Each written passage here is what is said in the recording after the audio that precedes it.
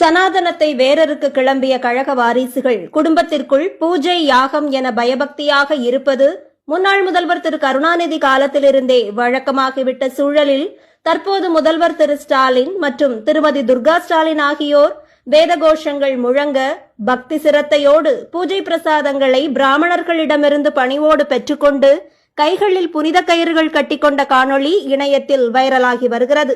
இப்போது இது பெரியார் மண்ணா அல்லது பெரியாரே ஒரு மண்தான் என முதல்வரை நிரூபித்து விட்டாரா என்று இணையவாசிகள் பலரும் கேள்வி எழுப்பி வருகின்றனர்.